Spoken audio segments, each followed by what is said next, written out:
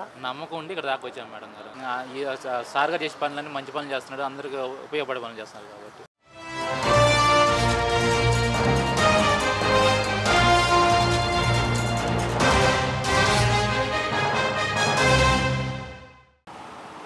గుంటూరు జిల్లా గారపాడ గ్రామం. ఎందుకండి గుంటూరు జిల్లా గాడపాల గ్రామం? ఓకే, అక్కడి నుంచి రావడానికి కారణం ఏంటండి ఇక్కడికి?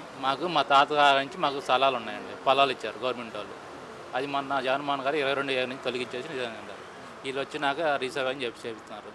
పేదలకి మాది బాగానే ఒరిజినల్, ఇంకా దాని గురించి ఏం పట్టించుకోవట్లేదు. అంత దూరం నుంచి ఇక్కడికి పార్టీ ఆఫీస్కి వచ్చారు కదా, ఈ పార్టీ ఆఫీస్లో ఏమైనా చేస్తారని నమ్మకం ఉందా మీకు? ఎవరు చెప్పారు ఇంత దూరం రావడానికి కారణం ఏంటి? పక్కన అందరూ చెప్పారు, కొన్ని టీవీలో చూస్తున్నాం, యూట్యూబ్లో చూస్తున్నాం, పవన్ కళ్యాణ్ బాగా చేస్తారని చెప్పేసి ఆడడానికి వచ్చామండి. గత 5 సంవత్సరాల్లో ఇలా ఎమ్మెల్యే కానీ, డిప్యూటీ సీఎం కానీ, ఎంపీలు కానీ ఎవరైనా సరే రోడ్ల మీద కానీ ఈ సరౌండింగ్స్లో కానీ ఉన్న ప్రజల దగ్గరికి వచ్చి మాట్లాడడం, లీడర్స్ వెళ్ళి చూడలేదండి. మా బాధలు ఎవరికి తెలియదు.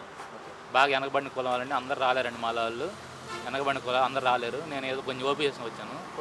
అంటే కులం మొత్తం భేదం లేకుండా, పార్టీ విరోధం లేకుండా మంచి పరిపాలన చేస్తానని గతంలో అన్నారు, మరి ఇప్పుడే అంటున్నారు, మరి అప్పుడు అన్నారు, ఇప్పుడు అన్నారు. ఇప్పుడు ఏ ప్రభుత్వంలో జరుగుతుంది కులం మొత్తం లేకుండా మంచి పరిపాలన?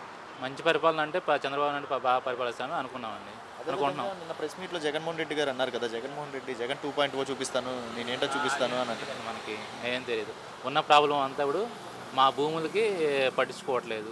22 వ్యక్తి కింద ఉంది. గత 5 సంవత్సరాల్లో స్పందన అనేది పెట్టారు కదా జగన్మోహన్ రెడ్డి గారు, పేద ప్రజలకి, రైతులకి, అంటే ల్యాండ్ ఇష్యూస్ ఉన్నాయి ఏమైనా రెక్టిఫై చేస్తామని చెప్పి పెట్టారు కదా. చేయలేదండి. చేతి దాకా ఎందుకు వచ్చేవాళ్ళం? ఆయన ఒక జీవో వేసాడు, అదేమో ఇప్పుడు క్లోజ్ అయింది. మా పరిస్థితి అర్థం కావట్లేదు. మేము పండించుకోవాలన్నా అప్పుల బాధ ఇబ్బంది పడుతున్నాము.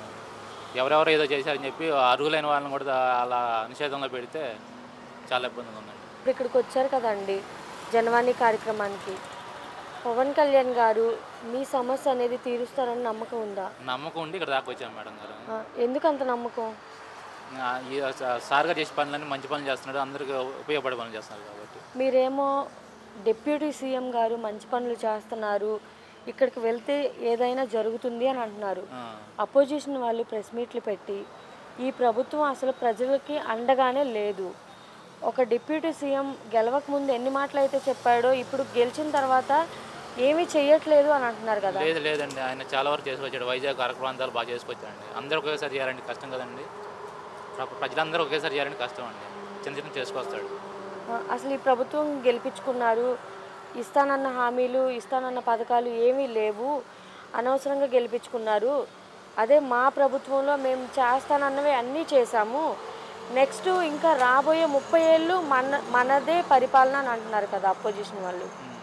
లోడ్ బడ్జెట్లో ఉందో చిన్న చిన్న చేసుకొస్తున్నారండి. మరి నెక్స్ట్ 30 ఏళ్ళు వచ్చేది జగన్మోహన్ రెడ్డి అవన్నీ మనకు తెలియదు, నా ఆలోచన తెలియదండి. అవన్నీ ఉన్న ప్రాబ్లం అది.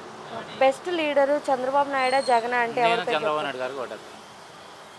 జగన్మోహన్ రెడ్డికి చంద్రబాబు నాయుడు గారికి వ్యక్తిగతంగా తేడా ఏంటి అంటే ఏం చెప్తారు? అనుభవం అండి, అనుభవం.